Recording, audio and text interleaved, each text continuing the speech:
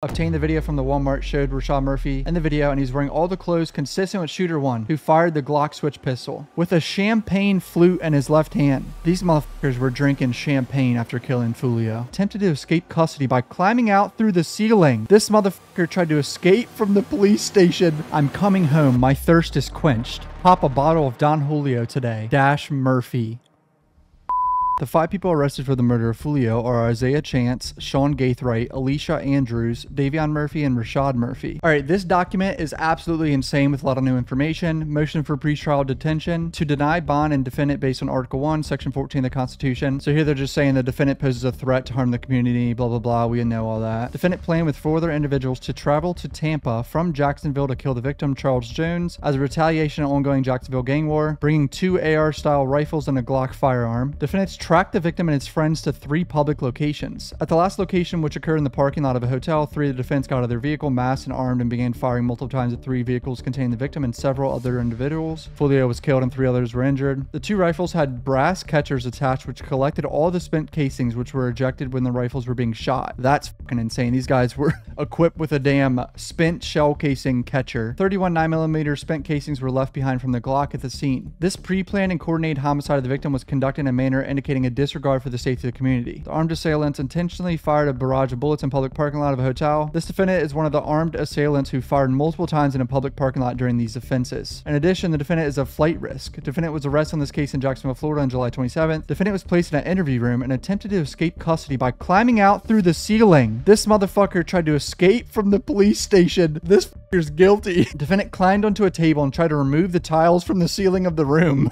Jesus Christ, this is something out of a movie, bro. No conditions of release or bail will reasonably protect the community from the risk of physical harm. There's no way these fuckers get bail, especially in Florida. Like that, that's not happening. So here we go. Here's the factual basis. Between June 21st and June 23rd, Isaiah Chance, Alicia, Sean, and Davion and Rashad conspired to commit the first-degree murder. Foolio was a prominent document member of the Jacksonville Street Gang 6 block. All defendants traveled from Jacksonville to Tampa on June 22nd in 2 separate vehicles, a silver Chevy Cruze and a black Chevy Impala, to locate and kill Charles Jones in retaliation. Defendant Isaiah Chance is a documented ATK member. Defendant Rashad Murphy is a documented 1200 gang member, and defendant Davion Murphy is a documented 1200 gang associate. There's an ongoing rival war between 6 block and the 2 allied gangs ATK and 1200. This is why I was saying a RICO trial is very possible. If they find one connection to Young and Ace and other people, text messages, snitching, the hammer's gonna come down. On the 23rd, Isaiah and Alicia were in the silver Chevy Cruze. They tracked and followed the victim and his entourage to 2 separate locations. They tracked him to a strip club and then a nightclub. So she was not present with Foolio. That's cap. She was just following him around with her boyfriend Isaiah. Foolio posted all this on his Instagram account, so it was pretty easy. At both locations, they got out of their vehicle, and Chance can be seen on the video surveillance utilizing a cell phone, with the investigation revealed Alicia's phone. They're tracking someone they plan on killing, and they get out of the car and get on video surveillance. Call detail records showed Andrew's phone was communicating with Sean Gaithright's phone. Great. One of the shooters, who was in the second vehicle, the Chevy Impala. Chance's phone was tracked in the vicinity of the murder as well. While Chance was seen on camera using Andrew's phone outside of the vehicle, Chance was wearing a black hoodie with a distinctive red logo on it. After the cell phone communication, the second suspect vehicle, a black Chevy Impala, arrived at these locations. Both suspects' vehicles then followed this victim and his entourage to the scene where the homicide later occurred. At Home 2 Suites, the Chevy Cruze drives by the victim's parked vehicles twice and leaves. 3 shooters get out of the black Chevy Impala, armed, and begin shooting. Here are the 3 victims that were wounded right here with Foolio. The shooters in the Chevy Impala were Rashad Murphy, Gaithright, and Davion Murphy. The victims had been parked on the south side of the building near an overhang by the front door. The Impala instead made a hard right and drove the long way around the Home 2 Suites as to avoid the line of sight of the victims. The Cruze can be seen driving south on McKinley at a high rate of speed and pulling into Home 2 Suites parking lot. The Cruze did not take the long way around. Instead, it passed the victims along the south side and then made a U-turn on the west side of the building. They drove past them a second time. At 4:38, 3 shooters exit the parked Impala and began walking towards the victims on foot. And here's the infamous Tesla camera that called everything. The 3 shooters were described as follows. Shooter 1 was an average-sized male with dark skin exposed above his face mask, wearing military-style black leather boots, long dark jeans with a rip in the left knee. a black leather belt, and a dark black hoodie. Shooter number 1 was armed with a pistol that had a visible extended magazine sticking out of it. Shooter 1 carried the pistol in his left hand and shot it with his left hand. Jesus, so if one of them's left-handed, it's one of the Murphys. It's Davion or Rashad. I don't know which one's fatter because one of them's chubbier. Shooter 2 was skinny male, so that's Sean Gaithright. Taller, wearing a dark blue hoodie and long black pants. Shooter 2 had a lighter skin complexion, showing above his face mask to the top of his hood, and in a break from his gloves to his sleeve. Shooter 2 was armed with a long air-style rifle that had a bag attached to the ejection port side, consistent in appearance of a black mesh brass catcher. Catchers are designed to be attached to rifles for the purpose of collecting spent casings as they are ejected from the firearm, preventing them from falling on the ground. Shooter 3 was heavier than the other 2 shooters and was wearing all black clothing with an orange ski mask on. I think that's Rashad Murphy if I had to guess. Maybe it's Davion. I don't know which one's fatter, dude. The muzzle rate of the flashes on the video, along with the impacts on the windshield, made it apparent the pistol that Shooter 1 was armed with was firing at a fully automatic rate. 31 9mm spent shell casings were recovered, consistent with where Shooter 1 stood. Shooters 2 and 3 had the rifles, appeared to target Charles Jones' vehicle. Nissan Altima was also positioned 10 feet south of Foolio's car, have been intentionally targeted as well. So they were shooting the other car too? No spent rifle casings were recovered. 9mm casings were analyzed and determined to have likely been fired from a Generation 5 Glock. Based on the video surveillance footage, Isaiah and his girlfriend ALICIA of the Chevy Cruze were acting as lookouts and tracking the movements of the victims. A license plate reader, so this is how they track the cars right here. Search was conducted for all the vehicles matching the make, model, and year range of the suspect vehicles, with guidance of having likely traveled from Jacksonville, Florida to Tampa. The results of the LPR search revealed a possible tag for the black Chevy Impala, which was of course registered a 2008 Chevy Black Impala to Sean Gaithright's address. The Chevy Cruze was also tracked from Jacksonville. Cruze was registered to a female who was confirmed to have shared an address with defendant Rashad Murphy's blood brother, currently in prison. So both cars they murdered someone in connected to them in some way, with the license plates visible on them. These fuckers were crash out dummies, like straight up. There's no way they thought they were going to get away with this, but they obviously did because they went through great lengths to not have the spent shell casings everywhere. Photos from the license plate readers confirmed both vehicles were a consistent match to include color, tint, rims, and trim. Both vehicles left Jacksonville area in the afternoon of June 22nd, around the same time the victim began posting on Instagram offering to share his address at the Airbnb. Foolio had to have been smarter than that, man. Like, come on. They had these guys tracked all the way from Jacksonville, going on highways down to Tampa. Look at all this tracking for 2 days. Both vehicles traveled in a south direction from Jacksonville area to Tampa prior to the homicide, and then left Tampa area in the afternoon following the homicide. LPR research revealed that on 5/28, less than a month before this murder, a BMW tagged registered to Isaiah Chance was photographed in the driveway of Sean Gaithright's house by an LPR equipped tow truck. That's insane. A random tow truck got Sean Gaithright and Chance linked together because they've been hanging out with their cars out front. The suspect Black Impala was registered under the name of Gaithright's mother. However, it was determined to be primary Gaithright's personal vehicle. How crazy is that for his mom? She bought him a car or gave him her car or something to drive around, and he kills someone in it. On June 26th at approximately 6 in the morning, they located the silver Cruze pulling into a hotel parking lot. Deputies attempted a felony traffic stop to the vehicle to take the vehicle into custody, at which point the sole occupant, a black male, jumped out of the driver's seat and ran on foot, ignoring law enforcement commands to stop. The black male was arrested for obstruction, and he was identified as Rashad Murphy. Rashad Murphy was driving the suspect's silver Cruze seen on the video at the scene of the homicide. So Murphy had the brains to drive one of the vehicles that was used around days later. They compared the vehicle to footage, and it's the exact damage on the rear passenger side skirt. On June 26, the same day as Murphy being arrested, on June 26, suspect Chevy Impala was captured in Polk County near the house of Sean Gaithright's family member. Witness number 1. Detectives made contact with witness number 1 and obtained a statement from them. Witness number 1 went on to advise that witness number 1 was contacted by Sean on the afternoon of June 23rd from his telephone number. Gaithright told witness number 1 that he was on his way to visit and subsequently arrived at the residence sometime during the evening. Witness number 1 advised that he arrived. He was driving the Black Impala in question. According to witness number 1, during Gaithright's visit, he stated that he had given a ride to a couple of his friends to what witness number 1 assumed was the Tampa area. Gaithright ate dinner at witness number 1's house, went into the bedroom for rest for a short time, and then left to return to Jacksonville. Gaithright left the Chevy Impala at the residence and drove away a gold 2004 Toyota 4Runner, which is also registered to Gaithright's mother back in Jacksonville. So Gaithright left one of the murder vehicles at a family member's house in Tampa. Got one of his family members involved because clearly the police are going to find it. The family member gave a statement connecting him to the vehicle even more. Gaithright removed items from the Impala and transferred them to the 4Runner. Witness advised that some of these items were camera bags Gaithright allegedly used to store his photograph equipment. So yeah, I forgot to tell you guys, Sean Gaithright is like a filmer. filmer for music videos and shit. So he shoots in 2 different ways. Witness provided consent to detectives to review their video surveillance footage. Jesus, this fucking family member snitching, dude. It's probably some older like uncle or aunt that just doesn't give a shit. Detectives confirmed Gaithry arrived at the house approximately 12 hours after the homicide, wearing all black clothing similar in style to what was observed on surveillance video. Oh no.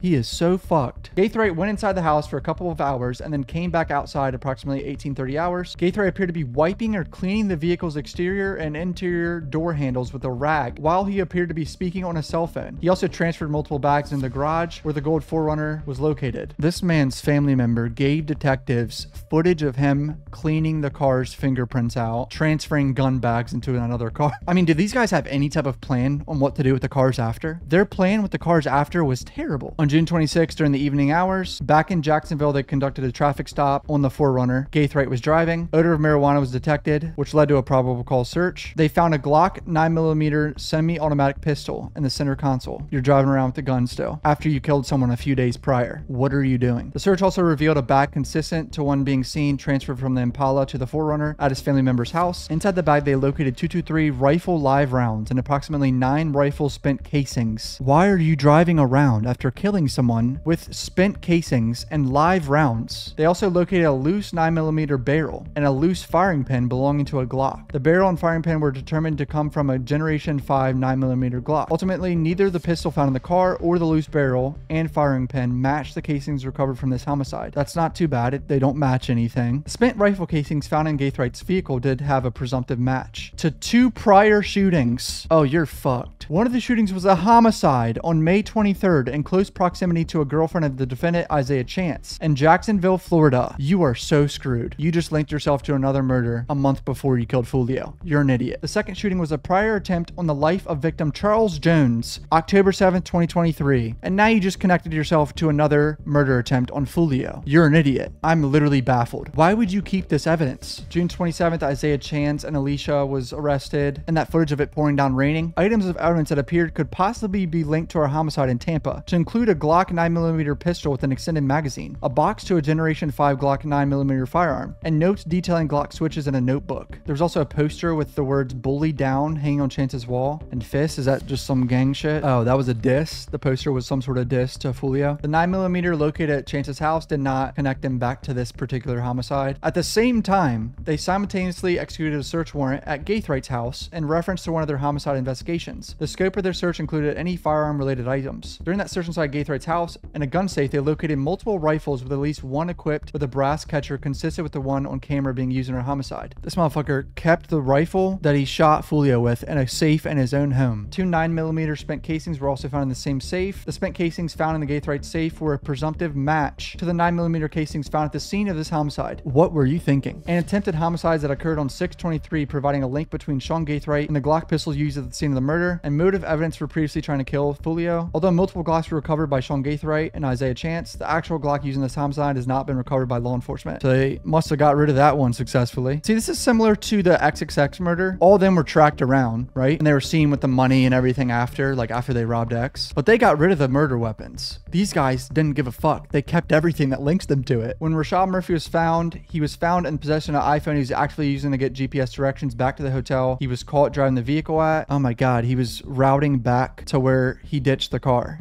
when he ran from the police. Murphy's girlfriend was inside the hotel room. They conducted a consensual interview with his girlfriend, who advised the phone Rashad had was her phone and they shared it. In the phone, there's a picture of Davion's driver's license linking Rashad and Davion together. The photograph was taken, which depicted the feet of the person taking the photograph and the floorboard of a vehicle. The person in the photograph was wearing black military style boots consistent to the appearance of the boots seen on camera worn by Shooter 1.